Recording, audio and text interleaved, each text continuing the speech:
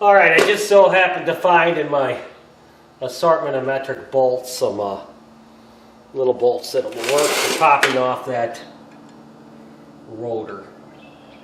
So we'll thread them in.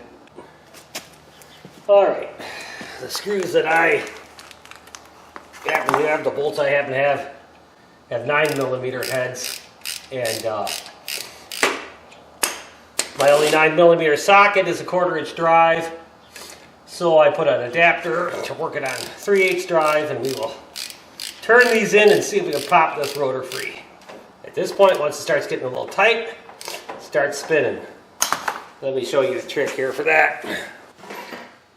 Alright, I got my favorite tool here, my anti-spin tool, which I think is a depth gauge off an old rotor tiller or something, but since I've used this 1,000 times for this purpose, I'll just take it and just put it over one of the lug studs, turn the lug stud until it hits, put on a lug nut just to keep it from flopping around. And now my wheel won't spin anymore as I try to screw these bolts in to pop this rotor off. Now, we do have to have some amount of clearance here. I can't have that tight because the rotor's got to pop away from the hub. So, got a little bit of slack there between the lug nut and that piece of steel. And we will start to tighten these up. Yeah, did you hear that pop? It's almost amazing how hard you can beat on these and have them not break free, and how little effort it takes when you use a bolt to remove it. It just works really slick. I wish American cars were like this, because it sure comes in handy for removing these rotors. It works better than all the beating in the world. You saw how hard I beat on that and how little success I had. But boy, you do that and that's slicker than anything. Okay, so now we're down to just having nothing there but our wheel bearing. And now it's just a matter of putting our new rotor back on and putting our new brake pads on, and that's pretty much all there is to it, sports fans. But when you look at this rotor here, it's not really too bad. It would have been totally reusable, but we have new rotors, so we're going to put them on. Now, at this point, we can do some things to make it so this wouldn't be so difficult to do in the future. We'll clean this area up here with a wire brush, and then we'll put a little bit of anti-seize compound on here, and that should prevent the rotor from sticking tight, make it a little bit easier for someone else to replace it in the future if they ever need to. Alright, now we'll clean up this hub with a wire brush on this drill, and this is probably the number one time, most important time where you want to wear safety glasses, because the wires on these wire wheels, they come out while you're using them, and you don't want to get one of them in your eye.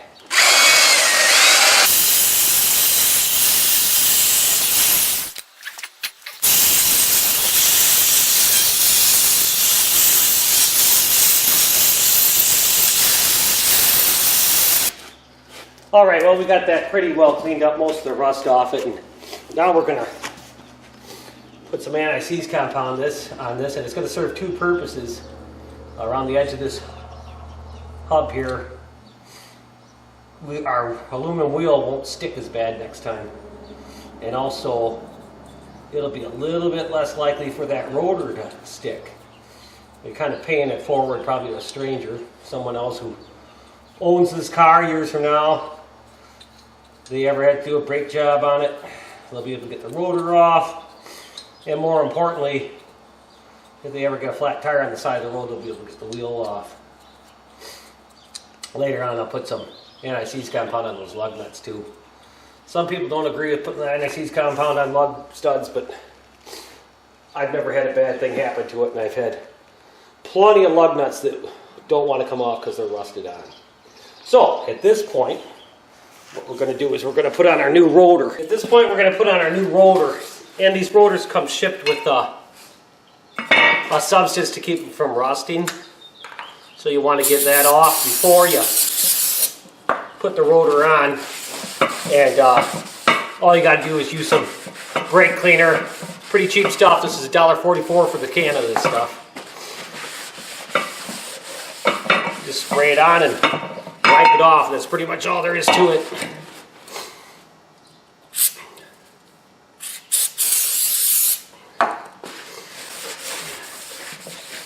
There we go. Now we will be able to install our rotor on our car. At this point, we'll put our new rotor on our car. Simple as that. Look how much easier that comes off than the old one did. Now it's not glued on there by rust. Now, I've mentioned this before. A trick I like to do, just keep this from flopping all over hell, is I like to put a lug nut on it just to hold it in place. Quite often, cars will have some screws here to hold this rotor on, which they use that to keep the rotor from flopping all over while the car is rolling down the assembly line. They're not totally necessary to reinstall if you break them off, but this is a good way to keep your rotor from flopping all over hell while you're trying to reassemble the car. At this point, we will put the caliper bracket back on, and then we'll put in the new brake pads. All right, at this point, we will start to put our caliper back on, and the first thing we're going to have to do is put our caliper bracket back on. Now, you want to make sure that these stainless steel slide pins are, these guys right here, are in all 4 locations where the brake pads sit. And you want to make sure they're reasonably clean. You can take them off and clean them. Probably the ideal thing would have been to take them off, put them in a little vinegar bath, and but I think these are reasonably clean, so we can get away with just putting a little bit of grease on the ears on the brake pads, and that should take care of that. And I just can't recommend enough to use anti-seize compound on your fasteners. It seems to me that when something has never been taken apart before, since it was assembled in the factory, it's relatively easy to take things apart. But once it's been taken apart and put back together, it's a lot more likely to have things rust and seize up. So I always use anti-seize compound. And if you live in an area where they salt the roads, it becomes even that much more important. The other thing we're going to do is we're going to take off these slide pins and put some brake lube on them. So that's easy enough to do. You just carefully screw these, kind of hold this boot, and screw your, kind of just screw them out by hand. You can kind of pull them out, but screwing them out makes it a little bit easier. These still actually have some lube on them, so they're not in too bad a shape. Another thing I thought I'd mention is sometimes the top end of these, the top slide pin will be different than the bottom. So if you do them one at a time, lube them up and replace them, you won't get them mixed up. More often than not, the top and the bottom are the same, but you know, why bother taking the chance of getting them mixed up when you don't have to? So, got those cleaned up. If they were rusty or anything, you'd have to clean them up. I just wiped them off with a rag. And then you just put on your brake lube.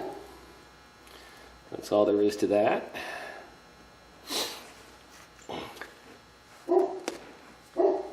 And I saw in this one video, and I think it might be a good idea, I saw a guy squeeze a little bit right inside the boot, and I think that might be a good idea because this is a fairly tight fit where this pin goes in this boot, and a lot of that lube will just slide right off. But if you put a little teeny bit in the boot, then you're guaranteed that you're going to have some lube on your slide pin. Then you push her all the way in, and that's all there is to that. You do the same thing on the other one. Kind of twist it a little by hand and pull her out, Sometimes you'll notice that your boots are torn or damaged, and you should probably go buy some new boots if that is the case. Now you can hear my dog barking because I closed the garage door and now he's no longer in the action, but he's got to figure out that the door on the other side of the shed is open, so he could come in here if he wanted to. He's just got to use some ingenuity. Now here's a perfect example of what I was talking about. This slide pin has this ring around it, where the one on this side, and I honestly don't know what's top or bottom until I orientate it, but this one here did not. So there's a slight difference in them. It might not make any difference at all if you got them mixed up, but why even introduce that in the mix? If there's ways that you can assure that you put things back together the way you took them apart, so everything's right, if there's a way to do that that's easy, such as this, taking things apart one at a time, go ahead and do it. Now we'll stick our other slide pin back in this side here. There we go. Now we will put this back on the car. We have our bolts all ready, all covered with anti-seize compound, and then we'll put these through the steering knuckle and get it threaded on here. Now I'm probably in the way of the camera, but sometimes there isn't much I can do about that. Try not to get your greasy or oily or anti-seize compound covered fingers. Try not to let them touch the rotor. Now we'll tighten these bolts back up. I'll have to look up the torque specs for these bolts. Don't have them with me right now, so what I'll do is I'll put everything together and then I'll quick look up the torque specs before I put the wheel back on. Get one side a little bit snug and snug up the other. Don't tighten one down really tight first before you do the other. Do them a little bit at a time. That pretty much holds true with just about anything on a car. You want to tighten things up evenly. Okay, now that we got that done, now we got to put in the new brake pads. Now here's something that might cause you a little bit of trouble. In your rush to take things apart, you might just tear things apart, set them down, and without knowing exactly where they came from. So quite often on these cars, the inside and outside brake pads will be different. Sometimes they're the same, but sometimes they are different, and you have to be aware of that. On this car, they appear to be the same. So front and back, so you don't have to worry about that, but it's still worth checking. If you hold them up back to back and they look identical, the silhouette or if the outside perimeter of them looks identical one to another, and check at least two against one, and if they all appear to be the same, these are probably the same on the inside as they are on the outside. But sometimes they can be different, and if you got it torn apart, how are you going to know? There is a way you can tell. If you take your old pads and you look at them, the caliper piston, which is round, okay, and I'll show you that later, but that's round. See, that's how that made that round, at least partially round, where you can see it. See how that made these round marks there? So you know that's the inside brake pad. And if your brake pads are different inside to outside, just find the one that looks like this, and that's your inside, and the one that looks different is your outside. And you'll notice here, this is the one on the outside, where just the caliper is pressing against it, so it doesn't have that circular pattern of where the dirt settled on it. So you know that this one is the outside. But when you look at the two brakes here, they do appear to be the same on this car. Now one other thing here too, they have a part number on them, and NBK PN526H, and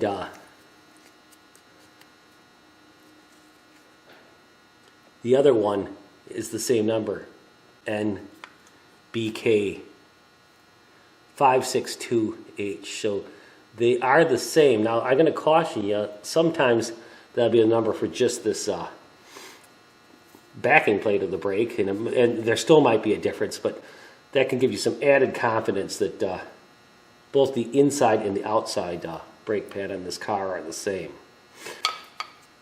But my whole point of it is if they were different and you don't know which one is which, just look for the dirt patterns on them and you can pretty much determine which is the inside and outside. So we got inside and outside, okay? So now we got our brake pads that we're going to put on, and they always recommend putting a little bit of grease where these go on these slide tabs, okay? Now, I can see some amount of logic in that. It would make them slide nicer, keep them from corroding up, theoretically, so they get stuck in one place, so they don't get stuck in one place. However, I've never taken a car apart where these had any sign of lube left on them. See, look at this, the used brake pad, and they're always like this. They're totally dry. So the only reason I really do put a little bit of grease on here is because I've always seen it recommended to put a little bit of grease on here. You don't want to get nuts, because you definitely don't want to get grease on your brake pad friction material. That would be no good, but that's what they say they should do. Other people also put some grease on the back side of the shim. I don't know. I honestly don't know if it does any good at all. But a lot of people do. So, now here's the other thing. Your wheel and your rotor are round, so you want to have the outside of the circle facing this way. In other words, your brake pad is not going to go on like that. It's going to go on like that to match the shape of the rotor. And then you just put it in and you slide it into these where these stainless steel clips are.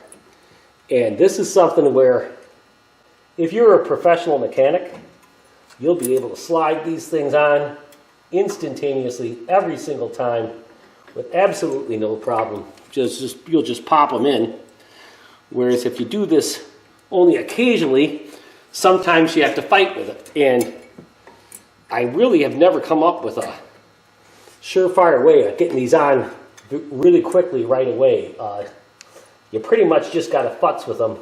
These stainless steel tabs, sometimes they'll get in a little bit different location, or they're spring loaded, and it might be difficult for you to get the brake pad in. More often than not, you'll just monkey and monkey with it, and it doesn't seem like it's going to go, and then suddenly it'll just pop right into place, and you don't even really know what you did, but you got it. So that's what we got going on there. It's just a matter of finagling it until you get it to go in. And I really don't have any advice on how to do this quickly. It's just a matter of getting her in. There we go, I got it. And I honestly don't know what I did to finally get it, but you just mess with it. I spent obviously I edited this out, a lot of it, but I probably spent about 2 minutes futzing around with that, which seems like a long time while you're actually trying to do it by yourself, but it really isn't. Just take your time, be patient. One thing I can recommend here is that brute force is never the answer, okay? These sometimes can be difficult to put in, but it's not an issue of strength or brute force. It's just getting it lined up exactly right and into these spring-loaded stainless steel clips here. And if you try to go the brute force method, you're going to end up bending these stainless steel tabs, and that's not something you want to do. So it's pretty much it's just a matter of finagling it. And you try putting it in one way, and if that doesn't work, try another. Try the bottom, put it in the bottom first, try putting it in the top first.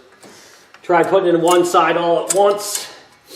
try putting it in them evenly, both top and bottom together. I really don't have any advice about how to do this instantaneously. I do know though that if you did this every single day of your life, you would be able to do it just about instantaneously. You just slap them in. So when you watch videos of professional mechanics putting these brake pads in and they just pop them in, and you're wondering why they won't go in for you,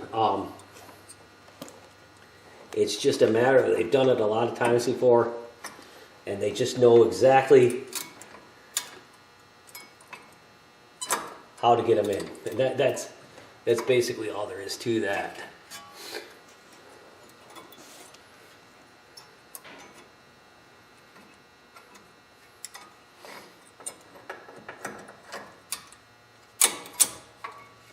There we go.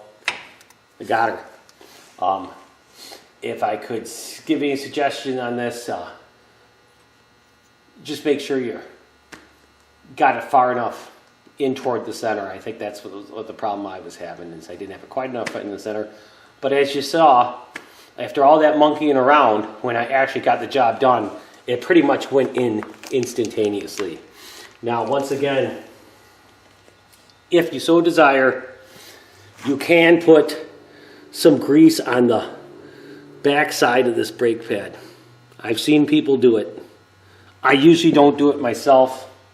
I honestly don't think it does any good. I believe that this grease just kind of evaporates almost instantaneously. You can't put a whole lot of it on because you don't want a bunch of grease near your brakes. So you can only put a thin film of it on, and a thin film is pretty much just going to evaporate away. So I don't think it does that much good. But if you're careful and you don't use too much because you don't want to get grease on your rotors or your brake pad friction material, if you don't use too much, you're not going to cause any harm. So that's what you got there. Now, the next thing we got here is we're going to put the caliper back on. And I show this in just about every brake video I do. You have to use some amount of caution here. And it comes down to this. There's people that top off fluids religiously, and there's people that don't. And this car's brakes were worn pretty well. Okay? So over the course of time, someone may have topped off the master cylinder, which has some advantages. Because if you ever did get a hole in your brake line, you would have that much more fluid to pump and make your brakes work that one last time while you attempt to get your car to a stop.